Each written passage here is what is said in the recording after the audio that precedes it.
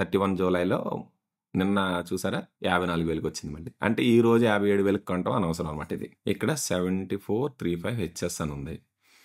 ఇక్కడేమో హెచ్ఎక్స్ అని ఉంది. చూడండి ఈ లాస్ట్లో ఉన్న లెటర్స్ని మీరు అబ్జర్వ్ చేయాలి. 5060కి ర్యామ్ ఎంత ఉంది? 8 GB ఉంది. అక్కడేమో 26,000 గ్రాఫిక్ కార్డుకే 12 GB ర్యామ్ ఉంది.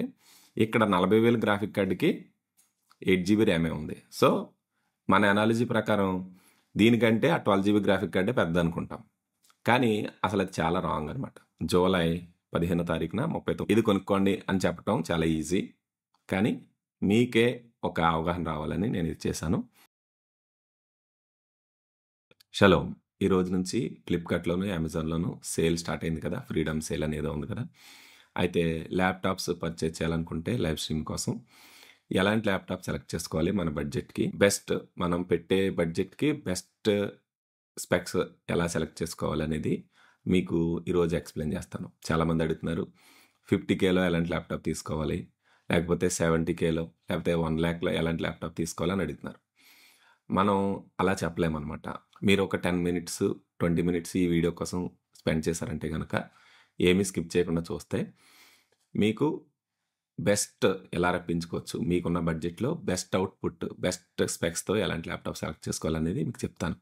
సింపుల్గా ఒక మోడల్ చెప్పేస్తే ఒక్కొక్కరికి ఒక్కొక్క రిక్వైర్మెంట్ ఉంటుంది, ఒక్కొక్క బడ్జెట్ ఉంటుంది. కాబట్టి వన్ సైజ్ ఫిట్స్ ఆల్ అని ఉండదు. కాబట్టి ఎలా సెలెక్ట్ చేసుకోవాలనేది మీకు చూపిస్తాను. ఏంటంటే ఫస్ట్ CPU అనమాట. CPU, GPU, స్టోరేజ్, ర్యామ్, ఈ 4 ఫ్యాక్టర్స్ని మనం ఫస్ట్ కన్సిడర్ చేయాలి. బెస్ట్ CPUని ఎలా సెలెక్ట్ చేసుకోవాలంటే ఫస్ట్ ఆఫ్ ఆల్ మనకి మీకు చూపిస్తాను చూడండి. ఏదైనా ఒక అమెజాన్ యాప్ ఓపెన్ చేస్తున్నాను.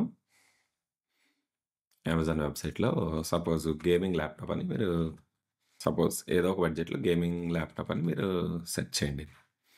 ఇక్కడ మీరు ఏ ల్యాప్టాప్లు కానీ చూసినప్పుడు ఇక్కడ ప్రాసెసర్ వస్తుంది కదా, ఇక్కడ 13620H అని ఉంది, ఇక్కడ 7435HS అని ఉంది, ఇక్కడేమో హెచ్ఎక్స్ అని ఉంది. చూడండి ఈ లాస్ట్లో ఉన్న లెటర్స్ని మీరు అబ్జర్వ్ చేయాలి. మామూలుగా ల్యాప్టాప్ గేమింగ్ ల్యాప్టాప్ అని కాకుండా మామూలు ల్యాప్టాప్స్ మీరు సెలెక్ట్ చేసుకున్నారు 35,000కి. ఇక్కడ చూసారంటే కనుక 7320U అని ఉంది. సో ఇలా U అని ఉంటాయి. కాబట్టి ఏం చేయాలంటే మీరు ఎట్టి పరిస్థితుల్లో U అని ఉన్న ప్రాసెస్ని తీసుకోకూడదు. ఏదైనా CPU ఇంటెన్సివ్ కానీ ఏదైనా ప్రొఫెషనల్ వర్క్ ఏదైనా చేయాలనుకుంటే కనుక ఖచ్చితంగా ఏ CPU తీసుకోవాలంటే హెచ్ అని కానీ లేకపోతే హెచ్ఎక్స్ అని కానీ హెచ్ఎస్ అని కానీ హెచ్తో స్టార్ట్ అయ్యే CPUలే తీసుకోవాలి. సరే, మళ్ళీ గేమింగ్ ల్యాప్టాప్ అనే దగ్గరికి వెళ్దాం. ఇప్పుడు మళ్ళీ ఇంకొక క్వశ్చన్ వస్తుంది, ఏ జనరేషన్ తీసుకోవాలి. 13th generation i7 అని ఉంది కదా, ఈ 13th generation i7 బెటరా లేకపోతే ఈ Ryzen 7 7435 బెటరా అనేది మనకి క్వశ్చన్ అనమాట. సో మనం టెక్నికల్గా చెప్పాలంటే చాలా డీటెయిల్గా వెళ్ళొచ్చు. ఒక జనరేషన్ బట్టి కొన్ని జనరేషనల్ ఇంక్రిమెంట్స్ ఉంటాయి. ఆ తర్వాత ఇప్పుడు మనకి 11th generation ఉందనుకోండి, 11thకి 12thకి చాలా ఎక్కువ డిఫరెన్స్ ఉంటుంది. కానీ 12thకి 13కి అంత ఉండదు.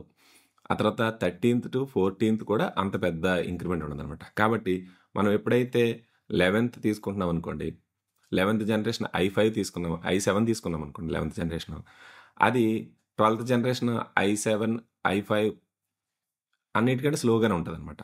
కాబట్టి ఇంక్రిమెంట్స్ ఎలా ఉంటాయి, ఏ జనరేషన్ ప్రాసెసర్ బాగుంటుంది, మీకు అవన్నీ ఎక్కువ కాంప్లికేటెడ్గా మీరు తెలుసుకోలేని అనుకుంటే కనుక సింపుల్గా చెప్పాలంటే వీలైనంత లేటెస్ట్ జనరేషన్ తీసుకోండి. ఇప్పుడు సపోజ్ మనకి ఇక్కడ i7 13th generation ఉంది కదా, ఈ i7 13th generation బెటరా లేకపోతే ఇంకొక i5 14th generation బెటరా అని మీకు క్వశ్చన్ వచ్చింది అనుకో, లేకపోతే i7 అని ఉంది, i7 బెటరా Ryzen 7 బెటరా అని మీకు క్వశ్చన్ వచ్చింది అనుకోండి, మీరు ఏం చేయాలంటే ఎక్కువ మీరు ఆలోచించే పని లేకుండా మీకు సింపుల్గా చెప్తాను. మీరు నానో రివ్యూ అనే వెబ్సైట్లోకి వెళ్ళండి. నానో రివ్యూ అనే వెబ్సైట్లో ఏముంటుందంటే CPU కంపారిజన్స్ ఉంటాయి. ఇక్కడ పైన మీకు కనిపిస్తే CPU, GPU, SoC అని కనిపిస్తుంది కదా, ఇక్కడ మీరు CPU దగ్గరికి వెళ్ళి ఇక్కడ మనం ఏం చూస్తున్నాం, ఇక్కడ 13620H ఇక్కడ టైప్ చేయండి, 13620H. ఆ తర్వాత ఇంకొకటి ఏంటి 7435HS రైజన్లో, Ryzen 7 అనమాట, 7435HS. చూడండి ఈ రెండింటికి మన కంపారిజన్. ఈ రెండిట్లో ఏది బెటర్ ప్రాసెస్ అనుకుంటే ఇప్పుడు చూస్తే ఇక్కడ చూసారు కదా! Single core performance, multi core performance చూస్తే ఇక్కడ ఓవరాల్ రేటింగ్ కూడా వాళ్ళు ఇస్తారు చూడండి. ఇక్కడ ఫైనల్ రేటింగ్, ఫైనల్ స్కోర్ 57 ఏమో 13 జనరేషన్ i7కిను, 53 ఏమో దేనికి ఇచ్చారు? Ryzen 7కి ఇచ్చారు. ఏది ఎక్కువ అంటే సింగిల్ కోర్ చాలా ఎక్కువ ఉంది. 7 ఇక్కడ చూడండి మీరు సింగిల్ కోర్. ఇంకా మీరు కంప్లీట్ స్కోర్స్ కావాలనుకుంటే ఇక్కడ కిందకి వెళ్తే స్కోర్స్ అన్నీ వస్తాయి. సినీబెంచ్, గీక్ బెంచ్ అవన్నీ వస్తాయి. ఎందుకంటే సినీబెంచ్ సింగిల్ స్కోర్, తర్వాత గీక్ బెంచ్ మల్టీ కోర్, ఇవన్నీ కూడా వాళ్ళ CPU పాస్ మార్క్ అని ఉంటుంది. ఇది చాలా ఇంపార్టెంట్. ఈ స్కోర్స్ అన్నీ కూడా వాళ్ళు కంబైన్ చేసి ఫైనల్గా ఇక్కడ ఒక రేటింగ్ ఇస్తారన్నమాట. ఒకవేళ మీ సినారియో ఏంటి, మీరు వీడియో ఎడిటింగ్ చేస్తారా, గేమింగ్ చేస్తారా అనేది ఇక్కడ కూడా పెట్టుకుని దాన్ని బట్టి కూడా మనం ఇక్కడ మార్చుకోవచ్చు. స్కోర్స్ మారుతాయి అనమాట. ఒకవేళ సపోజ్ గేమింగ్ అనుకోండి, అప్పుడు గేమింగ్ అనేటప్పటికి మొత్తం ఈ మల్టీ కోర్ అనేది కన్సిడర్ చేయరు. ఇంకా గేమింగ్ అయితే కనుక సింగిల్ కోర్నే కన్సిడర్ చేస్తారు. సో ఆ రకంగా అదే కనుక ప్రోగ్రామింగ్ లేకపోతే కంటెంట్ క్రియేషన్ అంటే వీడియో ఎడిటింగ్ ఇవి వచ్చేటప్పటికి సింగిల్ కోర్ కంటే డ్యూయల్ కోర్, మల్టీ కోర్ ఎక్కువ కన్సిడర్ చేయవలసి వస్తుంది. సో ఇలా ఓవరాల్గా చూసుకున్నప్పుడు నేను ఇన్ని ఆలోచించలేను, నాకు ఒక ముక్కలో సమాధానం చెప్పండి అంటే ఇక్కడికి వెళ్ళి CPU కంపారిజన్లో ఆ రెండు CPUల్ని మీరు సెలెక్ట్ చేసుకుని ఇక్కడ ఫైనల్ స్కోర్ ఎంత ఉందో చూసుకుని ఇక్కడ Ryzen 7 కంటే 13620H బెటర్ అనమాట. సో అలాగే మీరు ఇక్కడ సేమ్ అదే GPU కూడా మీరు సెలెక్ట్ చేసుకోవచ్చు అనమాట. GPUకి వచ్చేటప్పుడు మీకు చెప్తాను. GPUలో చాలా ఇంపార్టెంట్ విషయాలు ఉన్నాయి. బెస్ట్ ఆఫర్స్లో మీ బడ్జెట్లో ఇప్పుడు సపోజ్ 96,000 ఉంది, మీ బడ్జెట్ 50,000 అనుకోండి. సపోజ్ 50,000 ఇంచుమించుగా ఉన్నది. ఇక్కడ ఏముంది? Ryzen 7435 ఉంది. ఆ తర్వాత 50,000 అటు ఇట్లా ఏమున్నాయి చూసుకుని ఇదిగోండి 50,000 ఇక్కడ ఏముంది? 1215H అని ఉంది. ఇది అసలు మీరు ఆలోచించక్కర్లేదు, తీసుకోవాల్సిన లేదు. ఎందుకంటే ఇది కాంపాక్ట్ అనమాట. ఇది గేమింగ్ సిరీస్ కాదు. ఇది మీకు గేమింగ్స్ ఇక్కడ గ్రాఫిక్ కార్డ్ ఉంది, కానీ మీకు చెప్తాను దాని గురించి కూడా. మెయిన్ గేమింగ్ CPUలనే మీరు తీసుకోండి. ఇక్కడ చూడండి ఇది కూడా Ryzen 5 5600H. అది కూడా మీరు అక్కడికి వెళ్ళి CPUని మట్టికి 50,000లో ఏది బెటర్ అని చూసుకుంటే దీనికంటే ఈ 12500H కన్నా 5600 కంటే ఇక్కడ మనం ఫస్ట్లో చూసిన ఈ Ryzen 7 బెటర్ అనమాట. సో మీరు మీ బడ్జెట్ని బట్టి ఇక్కడ చూడండి 7235HS అని ఉంది. ఇక్కడ ఇది 60,000 ఇది ఉంది. మళ్ళీ ఇంకొకటి 60,000 ఇక్కడ ఏముంది? ఇక్కడ 7235HS ఉంది. ఆ తర్వాత 76,000లో 450HX అని ఉంది. HX అంటే H కంటే మళ్ళీ ఇంకా హయ్యర్ క్లాక్డ్ వెర్షన్స్ అనమాట. అదే ప్రాసెసర్ క్లాక్ స్పీడ్ని బట్టి నెంబర్స్ మారిపోతూ ఉంటాయి అనమాట. సో ఇలా మీరు సెలెక్ట్ చేసుకోండి. CPU విషయానికి వస్తే అదనమాట. GPU విషయానికి వస్తే చాలా ఇంపార్టెంట్ అండి. ఈ ఒక్కటి మట్టుకు బాగా గుర్తుపెట్టుకోండి. చాలామంది GPU ఏం చేస్తారంటే 4GB గ్రాఫిక్ కార్డు ఉందా, 6GB గ్రాఫిక్ కార్డు ఉందా, 8GB గ్రాఫిక్ కార్డు అని చూస్తారు. ఏంటి GPUని దేన్ని బట్టి పెద్దది చిన్నది అనుకుంటారంటే దాంట్లో ఉన్న గ్రాఫిక్ మెమరీని బట్టి అది మంచి కార్డు తక్కువ కార్డు అనుకుంటారు. సపోజ్ మీకు ఒక ఎగ్జాంపుల్ చూపిస్తాను చూడండి. ఏదైనా వెబ్సైట్లోకి మీకు చూపిస్తాను. సపోజ్ గ్రాఫిక్ కార్డులోకి వెళ్ళండి. ఇక్కడ ఒక మీకు చూపిస్తాను చూడండి.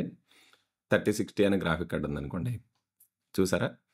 ఇది ఎంత? 26,000కి 3060 వెంటస్ అనే graphic card 12GB graphic card వస్తుంది. మీరు అర్థం చేసుకోండి. ఇదిగోండి 3060 అనేది ఇది 12GB గ్రాఫిక్ కార్డు. ఇది మీరు చూస్తున్నారు కదా 12GB కార్డు. అదే మీరు ఈ 3060 కాకుండా ఇది ఎంత ఉంది కాస్ట్? 26,000 ఉన్నాయి. ఈ రెండు కూడా మీరు అబ్జర్వ్ చేయండి. 12GB గ్రాఫిక్ కార్డు ఉంది, కానీ 26,000 ఉంది.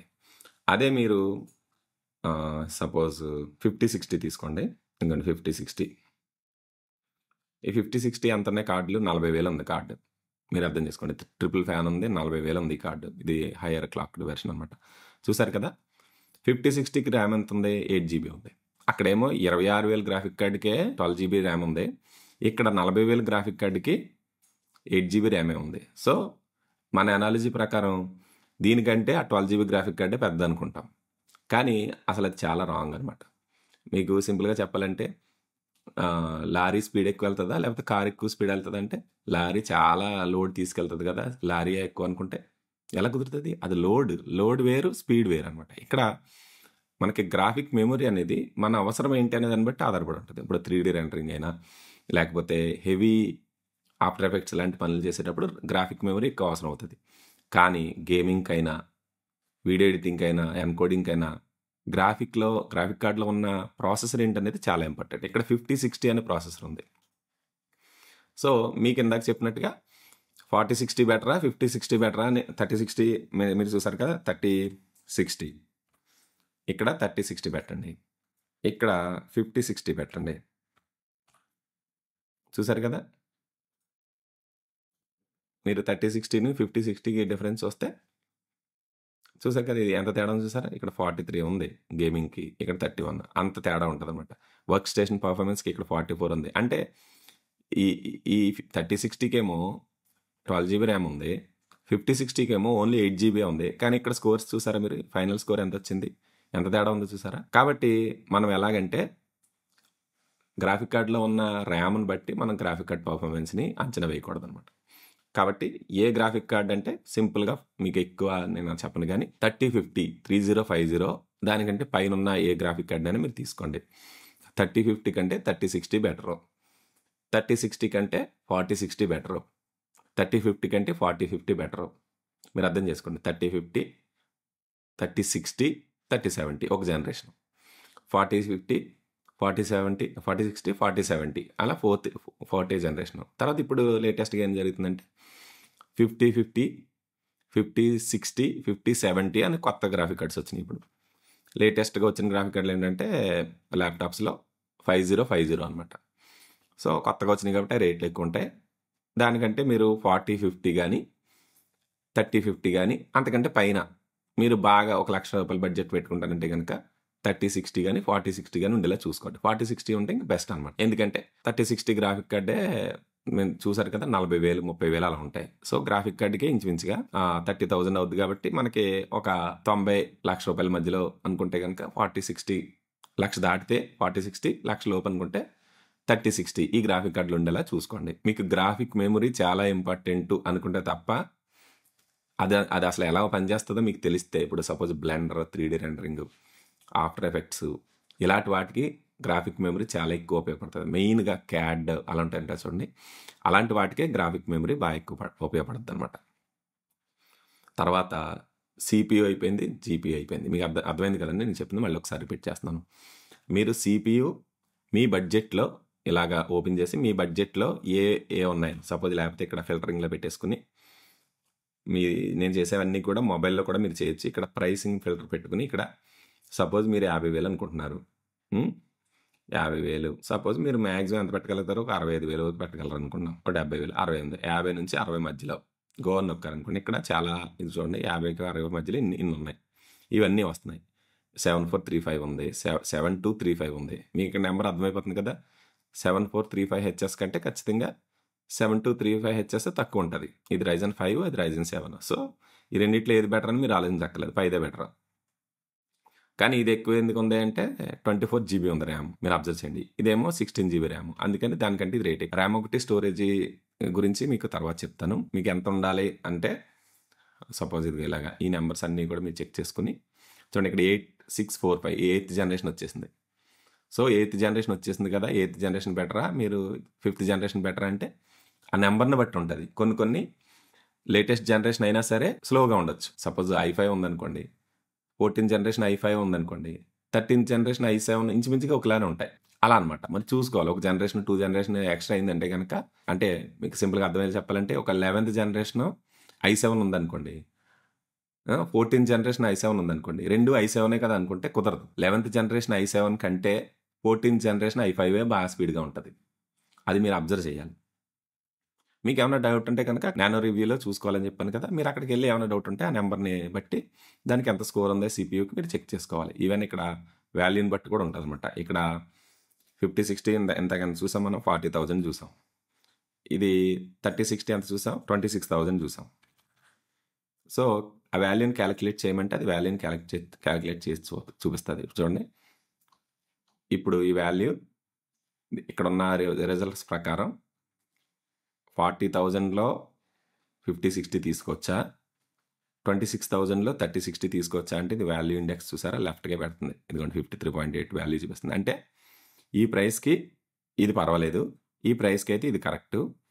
సపోజ్ ఇదే మనం ఏదైనా ఒక 35,000 ఉందనుకోండి, ఏది మన 3060 క్యాలిక్యులేట్ చేస్తే ఖచ్చితంగా అది వాల్యూ చూసారా, వాల్యూ 5060కి ఎక్స్ట్రా అయిపోయింది. ఎందుకంటే ఇది 26,000కి అయితే ఓకే, కానీ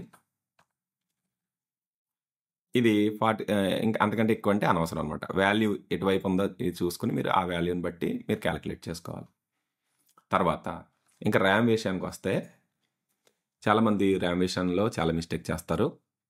ఎంత ఎక్కువ ర్యామ్ ఉంటే అంత మంచిది అనుకుంటారు. అలాగే ఏముండదు. ఒకవేళ అప్గ్రేడ్ చేసుకునే అవకాశం ఉందో లేదో మీరు చెక్ చేసుకోండి. ఎందుకంటే మన బడ్జెట్లో ఇప్పుడు చూసారు కదా, ఇక్కడ ప్రాసెసర్ ఓల్డ్ ప్రాసెసర్ అయినా సరే ఈ 24 GB ర్యామ్ ఎంత పెరిగింది ఇక్కడికి 16 కంటే అంటే 8 GB ర్యామ్ పెరిగింది అంతే. ఈ 8 GB ర్యామ్ కోసం మనం ప్రాసెసర్ని కాంప్రమైజ్ అవ్వచ్చా అంటే ఖచ్చితంగా అవ్వకూడదు. ప్రాసెసర్ ఇంపార్టెంట్ మనకి అన్నిటికంటే.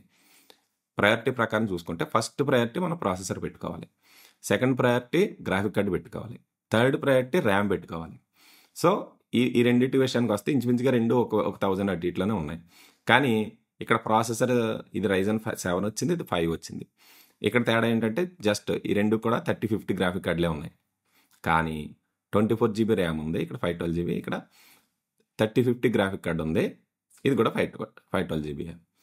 దాన్ని బట్టి మనం ఆలోచిస్తే ర్యామ్ ఎక్కువ ఉంది కదా అంటే ఇది తీసుకోకూడదు అనమాట. ఇటు పరిస్థితుల్లో ర్యామ్ ఎక్కువ ఉన్నా సరే ప్రాసెసర్ హై స్పీడ్ ఉంటే ఎంత ర్యామ్ ఉన్నా, దీనికి ఒక 64 GB ర్యామ్ ఉన్నా సరే దీనికంటే స్పీడ్ పనిచేయదు అనమాట. సో అదొకటి మీరు అబ్జర్వ్ చేయాలి. ర్యామ్ మీకు ఖచ్చితంగా మీ బడ్జెట్ పర్వాలేదు అనుకుంటే కనుక ర్యామ్ పెంచుకోవచ్చు, కానీ 16 GB అయితే ప్రస్తుతం ఉన్న పరిస్థితుల్లో అయితే సరిపోతుంది. అందుకంటే ఎక్కువ అంటే కనుక మీకు వాల్యూ వర్త్ కాదనమాట అంతా. ఒకవేళ తీసుకోవాలనుకుంటే కనుక ఇదే ప్రాసెసర్లో మీరు ఎక్స్ట్రా ర్యామ్ ఉన్నది తీసుకోండి, ఒకవేళ 5,000 ఎక్స్ట్రా ఉంటాయి అంతే తప్ప ప్రాసెసర్ని తగ్గించి ర్యామ్ని పెంచుకోవడం అనేది కరెక్ట్ ప్రాసెస్ కాదనమాట. ఆ తర్వాత SSD విషయానికి రావాలి. SSD అంటే మీకు ఇక్కడ ఎంత ఉంది, 512 SSD ఉంది, ఇక్కడ కూడా 512 సరిపోద్ది. అసలు 512 కంటే ఎక్కువ అనవసరం. ఒకవేళ మీకు సెకండరీ కంప్యూటర్, ఇప్పుడు సపోజ్ నాకైతే కనుక ఎక్స్టర్నల్ SSDs ఉన్నాయి, అన్నీ ఉన్నాయి కాబట్టి నేను కొనుక్కునేలా అయితే కనుక స్టోరేజ్ అనేది లీస్ట్ ప్రయారిటీ అనమాట నా దగ్గర. అక్కడ ఈవెన్ 512 GB ఉన్నా సరే నేను తీసేసుకుంటాను, అంతకంటే తక్కువ ఉన్నా. ఇప్పుడు నేను మ్యాక్ మినీ ఉంది కదా 256 GB, అయినా కానీ దాన్ని వాడేస్తున్నాను. ఎందుకంటే దానికి ఎక్స్ట్రా SSDలు 3 TB SSDలు కనెక్ట్ చేస్తాను. సో స్టోరేజ్ అనేది అన్నిటికంటే లీస్ట్ ప్రయారిటీ.